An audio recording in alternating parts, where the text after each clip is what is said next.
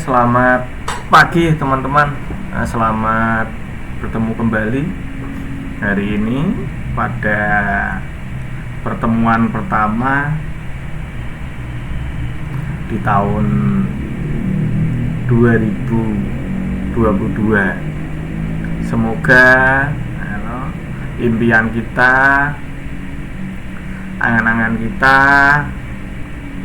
target dan keinginan kita dapat terwujud, dapat tercapai pada tahun 2022 ini. Harapannya kuliah bisa berjalan lancar, bisa sesuai dengan yang diinginkan, sehingga tidak terjadi hal-hal yang tidak diinginkan. Teman-teman bisa selesai tepat waktu, teman-teman bisa memperoleh manfaat dari ilmu yang dipelajari. Ilmu tersebut bisa diaplikasikan, bisa diterapkan pada masyarakat, pada orang-orang lain yang ada di sekitar kita. Nah, untuk hari ini materi kita yaitu tentang serial dan paralel plot. Serial dan paralel plot itu dua jalur atau dua bagian yang berbeda. Nanti akan kita bahas satu-satu. Nah, sebelum saya lanjutkan ke materi, akan saya ingatkan terlebih dahulu bahwa setiap mahasiswa diwajibkan untuk presensi melalui sistem yang sudah disediakan, yaitu melalui siakat.stekom.ac.id. Nah, silakan nanti teman-teman presensi ke halaman stekom.ac.id melalui subdomain siakat, sehingga nanti kehadiran teman-teman dapat tercatat, dapat terberkas di dalam sistem tersebut. Nah, sebagai awalan untuk hari ini, karena ini juga kuliah pertama di tahun 2022 ini, tentunya kuliah pertama ini kan untuk mata kuliah saya ya, bukan kuliah dari teman-teman. Kalau teman-teman mungkin hari-hari kemarin sudah mengikuti kuliah. Jadi untuk hari ini perkuliahan dengan saya, serial dan paralel plot, sepertinya nggak akan berlama-lama ya, karena mungkin juga kondisi psikologis dan fisik kita belum begitu siap. Ini saya indikasikan dari peserta yang hadir, dari sekian ratus mahasiswa yang tercatat. Ini kebetulan hanya 11 orang yang mengikuti perkuliahan secara live. Jadi belum ada 1/10-nya ini. Kebetulan ini kan terdiri dari 5 kelas. Yang tercatat itu lebih dari 100 berapa gitu ya. Ini yang live hanya 11. Nah, sehingga dari indikasi atau indikator kehadiran dari teman ini secara live, dapat saya ambil sebuah kesimpulan, artinya bahwa secara psikologi, jadi psikologis kita dan juga persiapan kita atau mungkin mental dan fisik kita belum sepenuhnya siap untuk menerima kuliah secara padat atau full materi. Sehingga mata kuliah untuk hari ini, untuk kuliah teknologi komputer, saya ambilkan materi yang ringan sehingga kuliahnya tidak terlalu berat. Terus dari sisi materi juga bisa diikuti oleh seluruh background dari mahasiswa yang mengikuti perkuliahan hari ini. Baik, kita ke materi saja, ke serial dan paralel port untuk teknologi sistem komputer. Yang pertama, kita bisa melihat gambar yang ada di tampilan masing-masing teman-teman. Itu bisa dilihat ada sebuah port atau bagian jalur yang bentuknya itu mile ya, itu ya bentuknya mile, dimana pada bagian atau jalur atau port ini terdiri dari 9 kaki. Nah, 9 kaki ini dalam istilah teknisi komputer itu biasanya dikenal dengan istilah pin. Jadi 9 pin. Ada 9 pin. Jadi nanti kalau kita memberi angka, memberi urutan, itu ya hadap dan posisinya seperti yang teman-teman lihat urutannya. Jadi angka 1 itu diawali dari kiri atas ya, kiri atas itu angka 1, terus kemudian ke kanan 2, 3, 4, 5, 6, 1, 2, 3, 4, 5 ya yang atas ya. Jadi diawali dari kiri ke kanan itu ada 1, 2, 3, 4, 5. Lalu 6-nya itu nanti ke bawah tapi kiri lagi ya. Jadi tidak melanjutkan dari kanan ke samping tapi dari kiri ke kanan. 1, 2, 3, 4, 5, 6, 7, 8, 9. Totalnya ada 9 kaki. Nah, serial port ini nanti fungsinya macam-macam ya kan? Biasanya itu yang suka bermain-main dengan interfacing itu suka menggunakan serial port ini. Nah, serial port dalam dunia apa ya istilahnya ya, science, dalam dunia perakademisan atau ditulis dalam beberapa artikel atau buku-buku itu biasanya menulisnya dengan istilah DB9. Jadi dia merupakan DB9.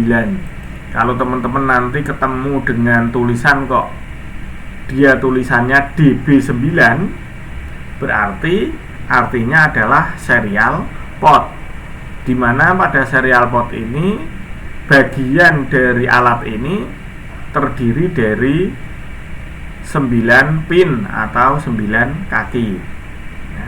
Baik itu nanti yang male maupun yang female. Tapi biasanya kalau yang on board itu bentuknya sudah male. Nah, tapi nanti untuk bisa mengakses atau untuk bisa menghubungkan kita butuh satu serial port lagi yang female, sehingga antara male dan female tadi bisa terhubung. Nah, untuk definisinya sendiri secara keilmuan ya, serial port atau biasa disebut dengan terminal seri. Jadi serial port itu kalau dalam buku-buku bahasa Indonesia itu diterjemahkan dengan istilah terminal seri, adalah merupakan port yang menggunakan teknik interfacing secara seri. Jadi dia disusun secara seri. Ingat, antara seri dan paralel itu berbeda ya. Kalau seri itu disusun secara sejajar. Dalam teknik ini, masing-masing bit data dikirim secara berurutan. Jadi, sistem pengiriman data dalam model port serial ini, modelnya dia sequence, ya, berurutan, jadi urut. Sehingga dalam satu detak satuan waktu, satu hentakan, hanya 1 bit yang dikirim. Jadi sekali hentakan itu 1 bit ya. Hentakan atau detak ini bukan detik ya, beda ya.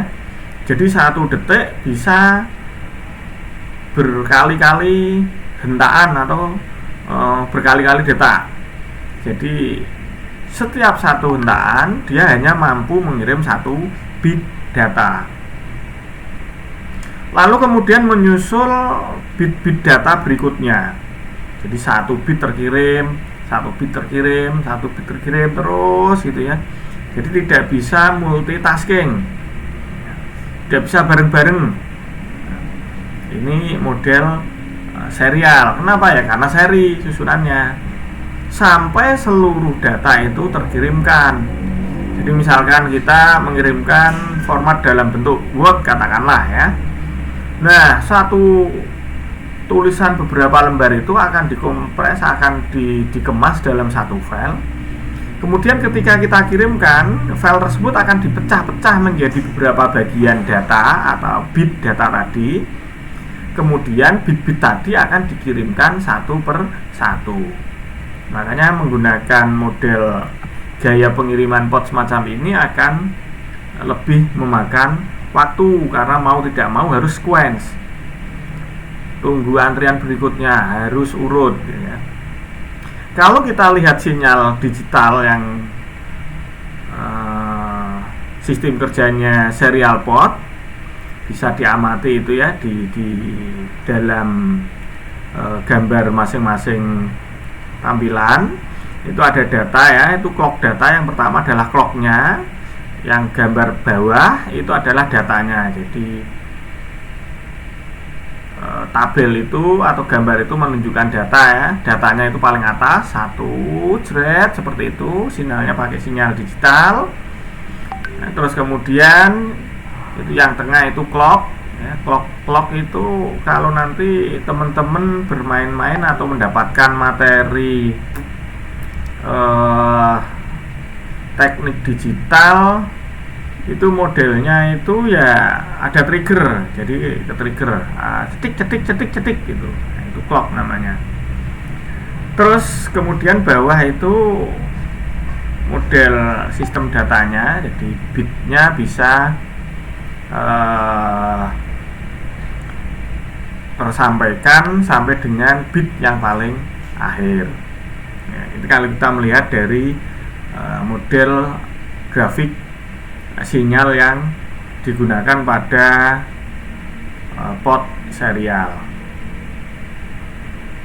Nah, jenis komunikasi data yang ada di pot serial ini ada 2 jenis, yaitu jenis yang sinkron atau synchronous dan asinkron atau asynchronous.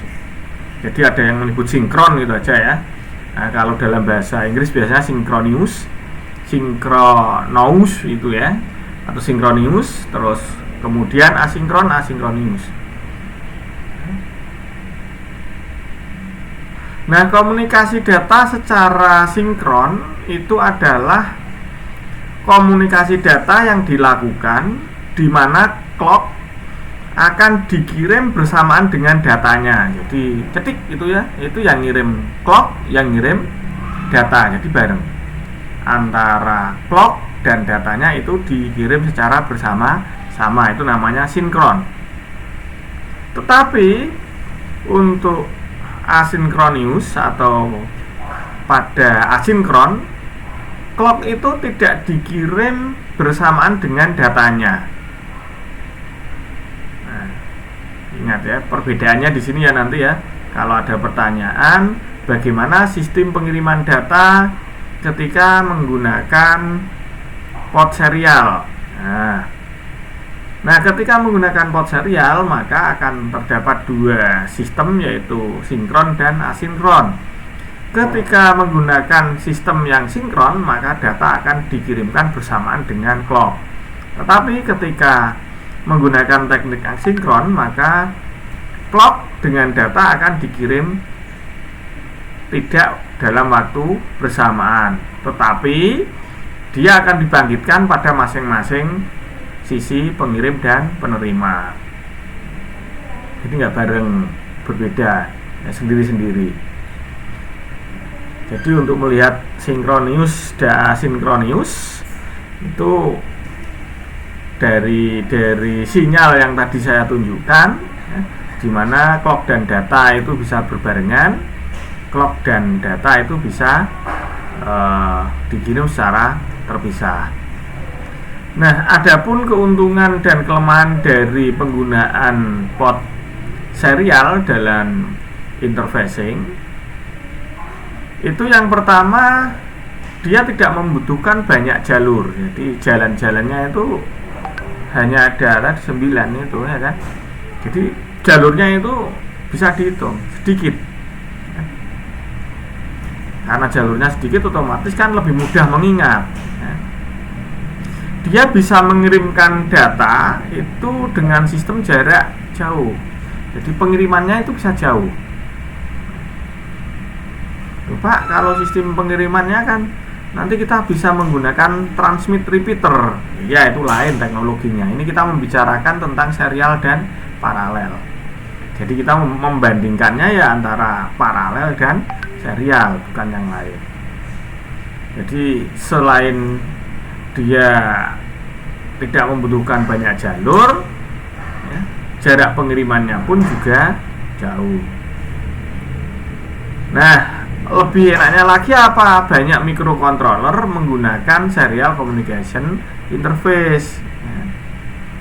Jadi untuk berkomunikasi dengan peralatan-peralatan luar, ya, internal, eksternal dari sistem komputer itu sendiri, kebanyakan microcontroller atau peralatan-peralatan yang luar itu menggunakan serial communication interface. Tapi ada beberapa kelemahan yang harus kita perhatikan, ya. Untuk speed pengiriman datanya dalam penggunaan serial port ini, itu pengirimannya lebih lambat. Loh, kok bisa lebih lambat, Pak? Katanya tadi tidak membutuhkan banyak jalur, jarak pengirimannya jauh, tapi kok kecepatannya bisa lebih lambat? Iya, karena kita lihat tadi bahwa dalam pengiriman data, karakteristik atau arsitektur dari serial port interfacing ini, dia itu mengirimkan datanya adalah setiap hentakan itu adalah 1 bit. Setiap hentakan 1 bit. Dia tidak bisa mengirimkan secara bersamaan. Makanya kecepatan dari pengiriman data menggunakan serial port interfacing ini lebih lambat.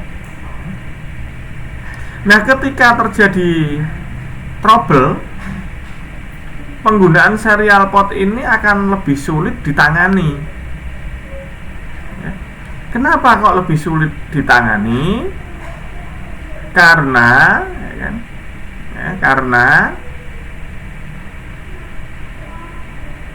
di dalam sistem komputer itu data akan diolah secara paralel. Tetapi peralatan-peralatan dari luar, kebanyakan microcontroller itu menggunakan port serial, sehingga harus menyepadankan, menselaraskan antara sistem komunikasi serial dengan sistem komunikasi paralel yang ada di dalam sistem komputer. Makanya dibutuhkan suatu konversi.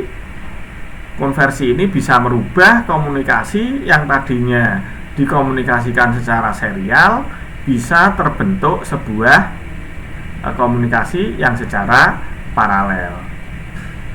Nah, terus kemudian kelemahan berikutnya dari segi perangkat lunak, ya, kita melihat dari software-softwarenya. Jadi dalam komunikasi serial port interfacing ini, dia akan lebih banyak membutuhkan register.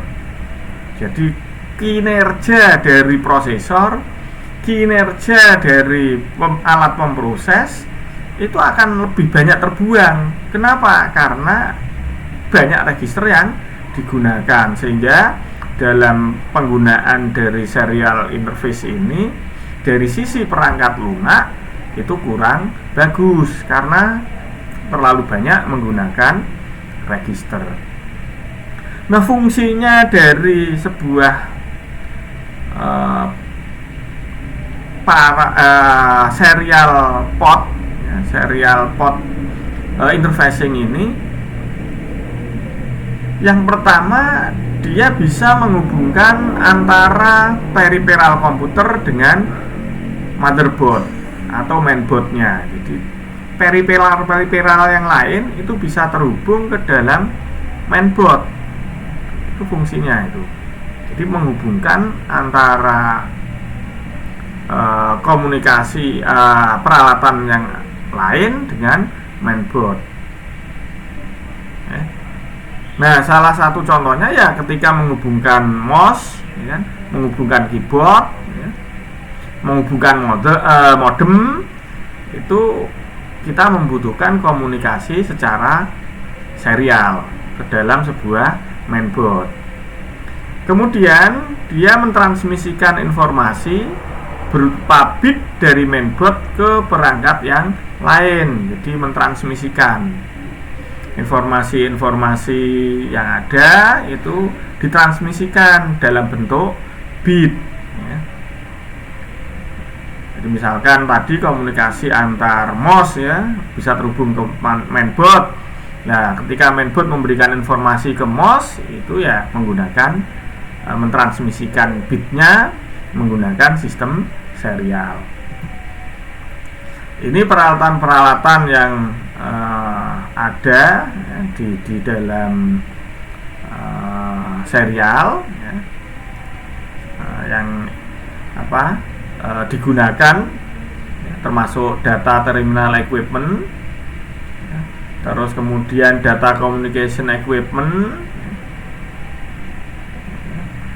nanti bisa dilihat itu ya, sehingga peralatan yang terhubung ke dalam sebuah serial port ini nanti itu akan menggunakan tegangan ya kan, antara minus 3 volt sampai sampai plus 3 volt ya. Terus untuk arusnya tidak boleh melebihi 500 miliampere ya. Nah, ini contoh alat yang tadi saya tunjukkan ya kan. Pada gambar sisi kiri bisa dilihat potnya, terus gambar sisi kanan itu arsitekturnya ya, seperti saya bilang di awal tadi. Angka atau kode pin angka 1 itu diawali dari sisi kiri atas, kemudian menuju ke kanan bertambah sehingga 2-nya maju 3, 4, 5, kemudian 6-nya turun lagi 6 ke bawah sampai dengan angka 9 ya, jadi DB9. Untuk kode-kode atau sinyal pinnya bisa dilihat pada tabel di bawahnya. Pin 1 data center tag ya, pin 2 dan sebagainya ya, itu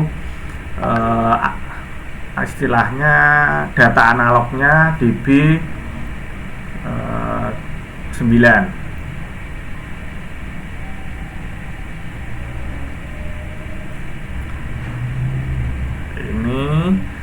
Sekarang ke parallel port ya. Ini parallel port bisa teman-teman lihat. Parallel port itu kalau kebiasaan orang-orang menggunakan port ini tuh untuk printer ya, seringnya ya. Kalau dulu digunakan untuk printer, walaupun ada beberapa yang menggunakan untuk interface peripheral. Jumlahnya parallel port ini kalau kita hitung itu ada 25 lubang.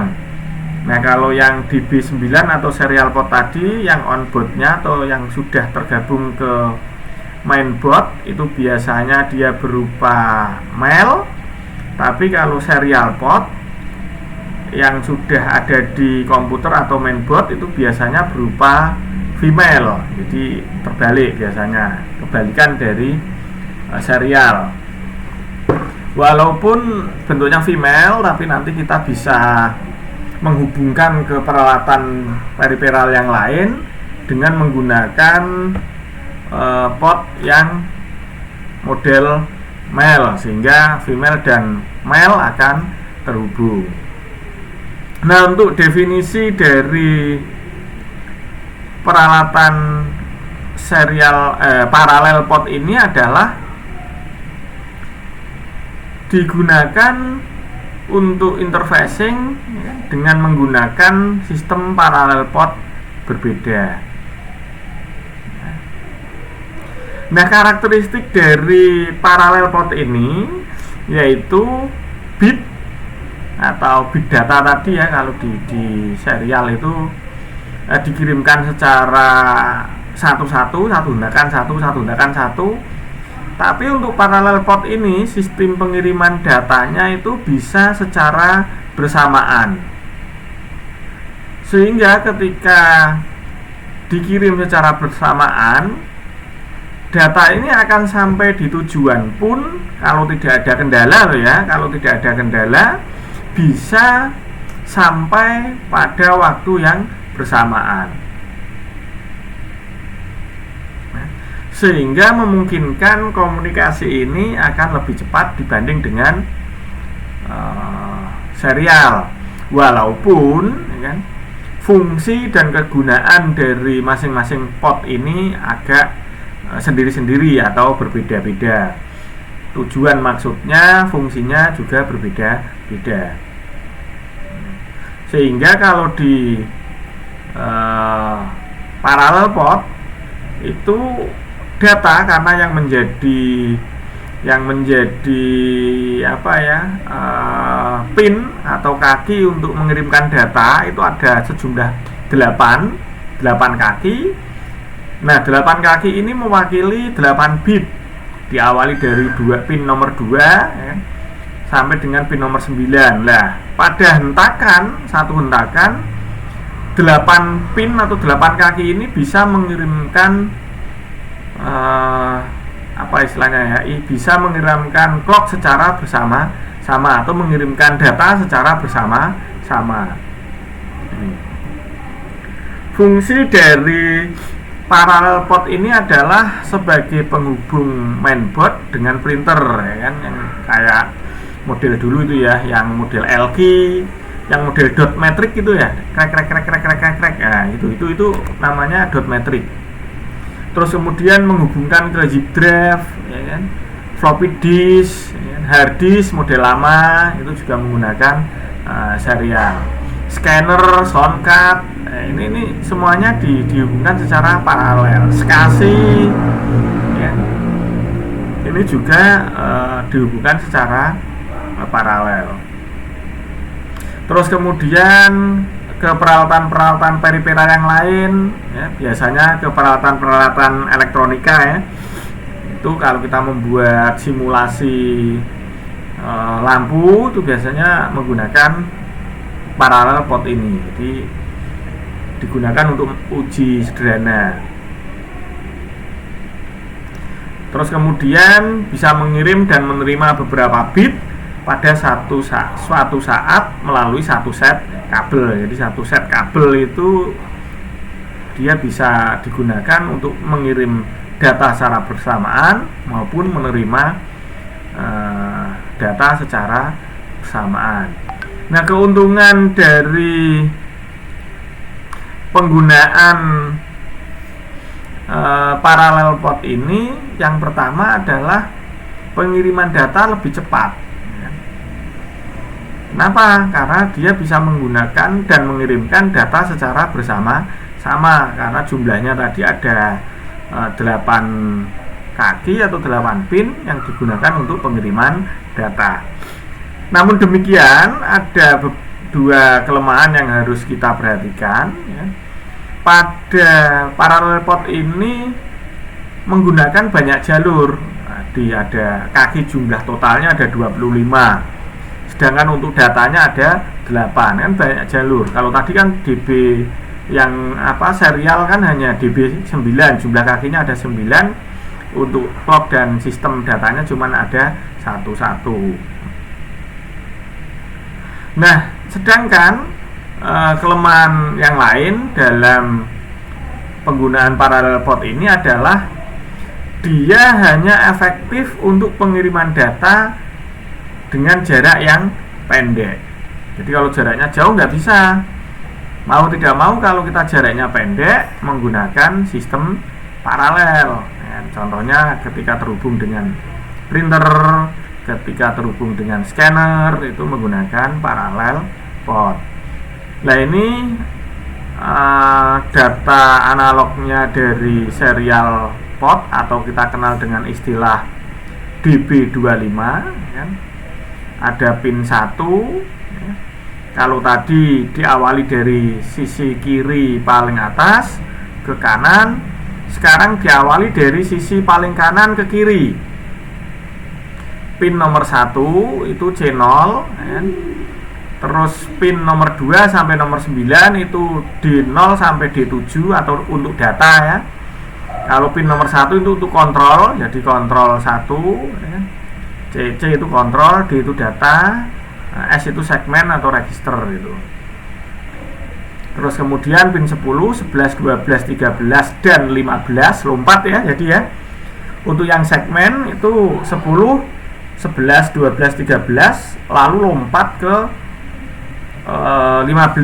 Jadi dia merupakan pin untuk segmen sehingga tidak berurutan.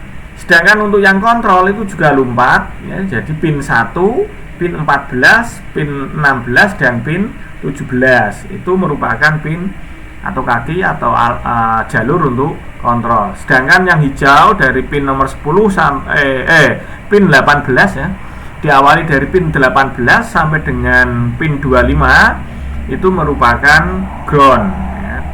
Jadi itu groundingnya ada di pin 18 sampai dengan pin 25. Ini data analog ya, data analognya dari DB25 atau parallel port ya. Nomor pinnya itu 1 sampai dengan 25 ya. Itu bisa saya terangkan tadi ya. Untuk yang pin 1 itu pin kontrol ya. Jadi pin kontrol itu bisa in, bisa out. Tapi kalau pin nomor 2 itu sampai dengan pin nomor 9 itu data, jadi dia hanya out ya. Sedangkan untuk pin segmen atau status itu hanya bisa in ya. Jadi kontrol itu bisa in dan bisa out, data itu hanya out, sedangkan status itu hanya in. Jadi kalau komunikasi data terjadi, kalau komputer mengirim itu melalui pin 2 sampai 9, tapi ketika komputer itu menerima, dia melalui pin status, yaitu pin status tadi nomor pin 10, 11, 12, 13 lalu loncat ke pin nomor 15. Sedangkan untuk pin nomor 18 sampai pin nomor 25 itu adalah pin kaki atau pin untuk grounding. Nah mungkin itu yang materi yang bisa saya sampaikan untuk hari ini.